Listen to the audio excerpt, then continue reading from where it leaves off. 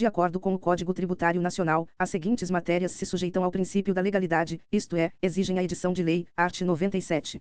Somente a lei pode estabelecer, e, a instituição de tributos, ou a sua extinção, segunda, a majoração de tributos, ou sua redução, ressalvado o disposto nos artigos 21, 26, 39, 57 e 65, terceira, a definição do fato gerador da obrigação tributária principal, ressalvado o disposto no inciso I do terceiro do artigo 52, e do seu sujeito passivo. Quarta, a fixação de alíquota do tributo e da sua base de cálculo, ressalvado o disposto nos artigos 21, 26, 39, 57 e 65, v. a cominação de penalidades para as ações ou omissões contrárias a seus dispositivos, ou para outras infrações nela definidas. Sexta, as hipóteses de exclusão, suspensão e extinção de créditos tributários, ou de dispensa ou redução de penalidades. Nesse sentido, a alteração do prazo de recolhimento do tributo não exige a edição de lei, podendo ser feito por ato infralegal, como uma instrução normativa. Ademais, por não se tratar de instituição ou aumento de tributo, o STF entendeu que a alteração do prazo de recolhimento não se sujeita ao princípio da anterioridade. Norma legal que altera o prazo de recolhimento de obrigação tributária não se sujeita ao princípio da anterioridade. STF. Súmula vinculante 50. Regra geral, o domicílio tributário será aquele eleito pelo contribuinte, art. 127 do CTN, caput. 2. Não havendo eleição, indicação, pelo contribuinte sobre qual localidade deverá ser considerada para a determinação de seu domicílio tributário, passar-se às regras vigentes nos incisos I, segunda e terceira do art. 127 do CTN, 3. Na inviabilidade de aplicação dos incisos mencionados, ou na recusa fundada pela administração tributária quanto ao domicílio eleito pelo contribuinte, aplicar-se-á como domicílio o lugar da situação dos bens ou da ocorrência dos atos ou fatos que deram origem à obrigação. Primeiro, art. 127, CTN. Seguindo a previsão do CTN, temos o seguinte, art. 127. Na falta de eleição, pelo contribuinte ou responsável, de domicílio tributário, na forma da legislação aplicável, considera-se como tal, e, quanto às pessoas naturais, a sua residência habitual, ou, sendo esta incerta ou desconhecida, o centro habitual de sua atividade. Segunda, quanto às pessoas jurídicas de direito privado ou às firmas individuais, o lugar da sua sede, ou, em relação aos atos ou fatos que derem origem à obrigação, o de cada estabelecimento. Terceira, quanto às pessoas jurídicas de direito público, qualquer de suas repartições no território da entidade tributante. Primeiro, quando não couber a aplicação das regras fixadas em qualquer dos incisos deste artigo, considerar-se-á como domicílio tributário do contribuinte ou responsável o lugar da situação dos bens ou da ocorrência dos atos ou fatos que deram origem à obrigação. Segundo, a autoridade administrativa pode recusar o domicílio eleito, quando impossibilite ou dificulte a arrecadação ou a fiscalização do tributo, aplicando-se então a regra do parágrafo anterior. Uma vez que as 5 pessoas são proprietárias do imóvel, podemos afirmar que todas são solidariamente obrigadas pelo pagamento do IPTU, visto que há um interesse comum na situação que configura o fato gerador do imposto. Assim dispõe o CTN, art. 124. São solidariamente obrigadas, e, as pessoas que tenham interesse comum na situação que constitua o fato gerador da obrigação principal, segunda, as pessoas expressamente designadas por lei. Parágrafo único. A solidariedade referida neste artigo não comporta benefício de ordem. Art. 125. Salvo disposição de lei em contrário, são os seguintes os efeitos da solidariedade, e, o pagamento efetuado por um dos obrigados aproveita aos demais. Segunda, a isenção ou remissão de crédito exonera todos os obrigados, salvo se outorgada pessoalmente a um deles, subsistindo, nesse caso, a solidariedade quanto aos demais pelo saldo. Terceira, a interrupção da prescrição, em favor ou contra um dos obrigados, favorece ou prejudica aos demais. Portanto, como o coproprietário possui uma doença que lhe garante a isenção do IPTU, podemos afirmar que se trata de uma isenção pessoal.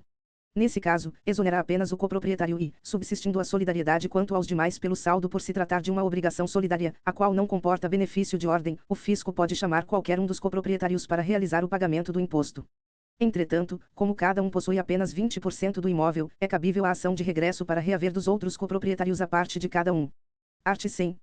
São normas complementares das leis, dos tratados e das convenções internacionais e dos decretos, e, os atos normativos expedidos pelas autoridades administrativas. Segunda, as decisões dos órgãos singulares ou coletivos de jurisdição administrativa, a que a lei atribua eficácia normativa. Terceira, as práticas reiteradamente observadas pelas autoridades administrativas. Quarta, os convênios que entre si celebrem a União, os Estados, o Distrito Federal e os municípios. As decisões em controle abstrato de constitucionalidade do Supremo Tribunal Federal não integram as normas complementares das leis e tratados em matéria tributária, por falta de previsão legislativa. Os decretos, as convenções internacionais e os convênios celebrados pela União com estados estrangeiros integram a legislação tributária em sentido amplo, mas não são considerados pelo CTN como normas complementares. Art. 96. A expressão legislação tributária compreende as leis, os tratados e as convenções internacionais, os decretos e as normas complementares que versem, no todo ou em parte, sobre tributos e relações jurídicas a eles pertinentes. A hermenêutica jurídica é o estudo e sistematização dos processos aplicáveis para determinar o sentido e alcance das expressões do direito. Como ensina o professor Eduardo Sabag, a hermenêutica jurídica é a ciência que fornece a metodologia e os critérios a serem utilizados na interpretação das normas jurídicas, com vistas à correta aplicação do direito. No direito tributário, esta interpretação deve seguir os métodos previstos nos arts. 107 a 112 do CTN, que estabelecem um sistema próprio de interpretação e integração da legislação tributária. O STJ tem reiteradamente reconhecido a importância da hermenêutica jurídica no direito tributário, especialmente quanto à necessidade de interpretação sistemática das normas tributárias. Como destaca o eminente professor, a interpretação no direito tributário deve ser sistemática, não se podendo interpretar um dispositivo isoladamente, mas sim dentro do contexto normativo em que ele se insere, em harmonia com os princípios constitucionais tributários e com as limitações ao poder de tributar. Esta compreensão é fundamental para garantir a correta aplicação das normas tributárias e a segurança jurídica nas relações entre fisco e contribuinte. A integração é corretamente definida como o método de preenchimento de lacunas na legislação. O CTN estabelece os métodos de integração da legislação tributária nos seguintes termos: art. 108. Na ausência de disposição expressa, a autoridade competente para aplicar a legislação tributária utilizará sucessivamente, na ordem indicada, e, a analogia; segunda, os princípios gerais de direito tributário; terceira, os princípios gerais de direito público; quarta, a equidade. A interpretação analógica é um método interpretativo expressamente autorizado pela própria lei, que determina sua aplicação a casos semelhantes após estabelecer uma fórmula casuística. É importante distinguir a interpretação analógica da analogia como forma de integração, enquanto a analogia, art. 108, e CTN, é método de integração para suprir lacunas da lei. A interpretação analógica é expressamente prevista pelo legislador, que já antecipa sua aplicação a situações semelhantes.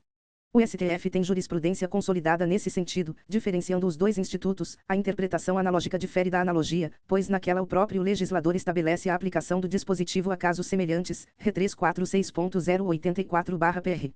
No direito tributário, a interpretação analógica tem aplicação limitada, especialmente em razão do princípio da legalidade estrita. O CTN veda expressamente o emprego da analogia para exigir tributo não previsto em lei. Contudo, quando o próprio legislador estabelece a possibilidade de interpretação analógica, esta é plenamente válida, pois não viola o princípio da legalidade, ao contrário, decorre diretamente da vontade legislativa. Exemplo de questão: determinado estado da federação passou a cobrar IPVA dos donos de bicicletas elétricas por uma decisão administrativa, sob o argumento de que são devedoras do tributo por analogia às motocicletas. Sobre esta cobrança, assinale a afirmativa correta. A resposta correta é: não, pois o emprego da analogia não poderá resultar na exigência de tributo não previsto em lei. O CTN estabelece que se interprete literalmente a legislação tributária que disponha sobre dispensa do cumprimento de obrigações tributárias acessórias, art. 110. A lei tributária não pode alterar a definição, o conteúdo e o alcance de institutos, conceitos e formas de direito privado, utilizados, expressa ou implicitamente, pela Constituição Federal, pelas Constituições dos Estados, ou pelas leis orgânicas do Distrito Federal ou dos municípios, para definir ou limitar competências tributárias. Art. 111.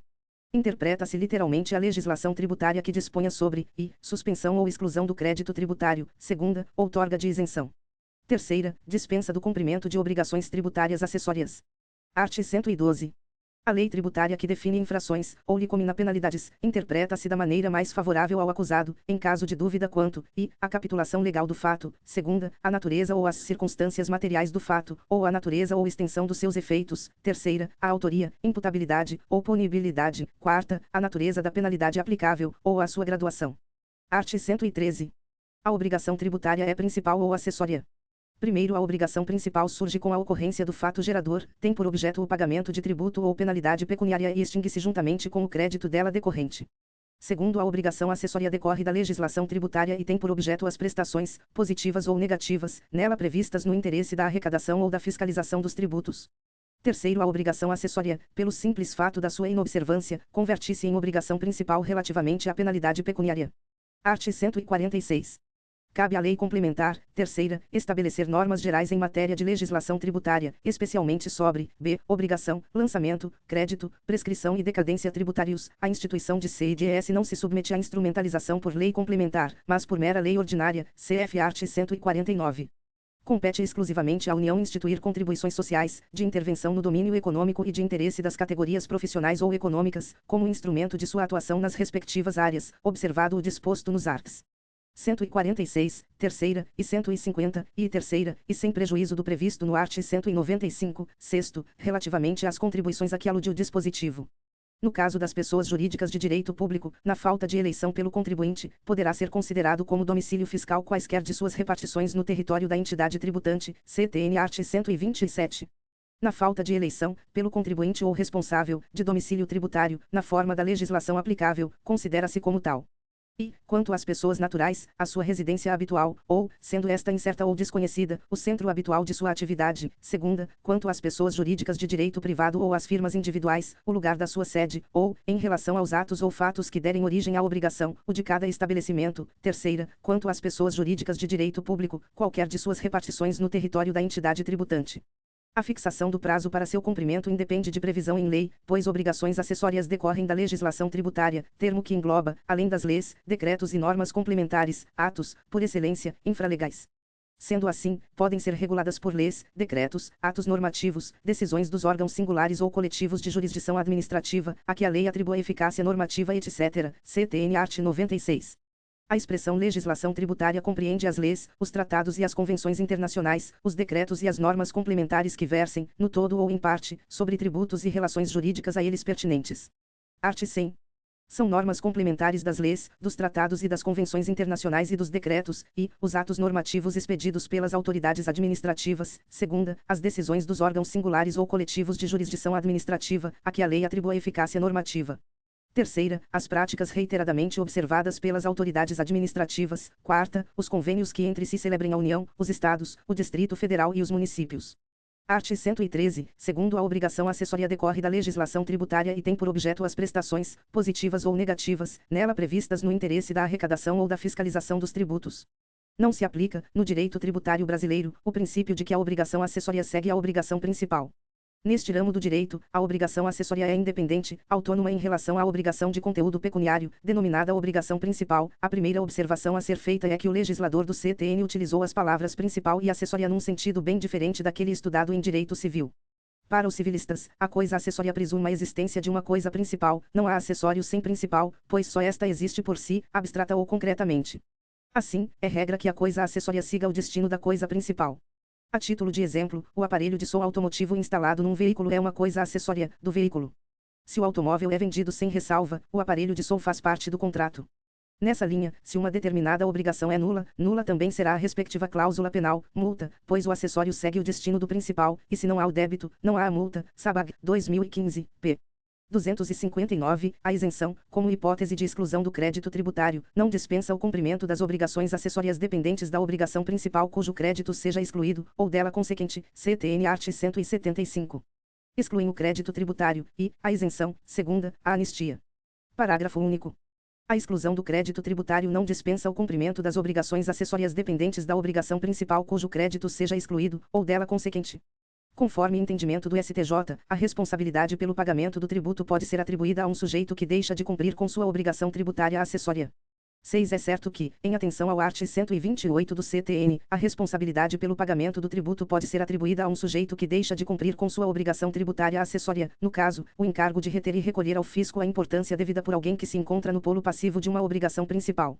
E realmente é o que se tem no comando constante do art. 45, parágrafo único, do CTN. 7. A leitura que se faz desse parágrafo único é a seguinte, e, com suporte no art. 133, segundo, do CTN, determinado sujeito pode ser incumbido, pela legislação tributária, de reter e recolher um tributo, mesmo não fazendo parte da relação jurídico-tributária principal na qualidade de contribuinte ou responsável. 2. Com suporte no art. 128 do CTN, determinado sujeito de obrigação tributária acessória, fonte pagadora da renda ou proventos tributáveis, pode ser incluído numa relação jurídico-tributária principal como responsável pelo pagamento do tributo, caso o recolhimento e a retenção que lhe cabiam não tenham sido efetivados. STJ. RSPN 1.318.163/PR. Art. 106. A lei aplicar-se a ato ou fato pretérito, e, em qualquer caso, quando seja expressamente interpretativa, excluída a aplicação de penalidade à infração dos dispositivos interpretados. Segunda, tratando-se de ato não definitivamente julgado, a, quando deixe de defini-lo como infração, b, quando deixe de tratá-lo como contrário a qualquer exigência de ação ou omissão, desde que não tenha sido fraudulento e não tenha implicado em falta de pagamento de tributo, c, quando lhe comine penalidade menos severa que a prevista na lei vigente ao tempo da sua prática. Não esquecer. Na ausência de disposição expressa, a autoridade competente, para aplicar a legislação tributária utilizará, segundo a ordem indicada, sucessivamente, analogia, princípios gerais de direito tributário, princípios gerais de direito público e equidade.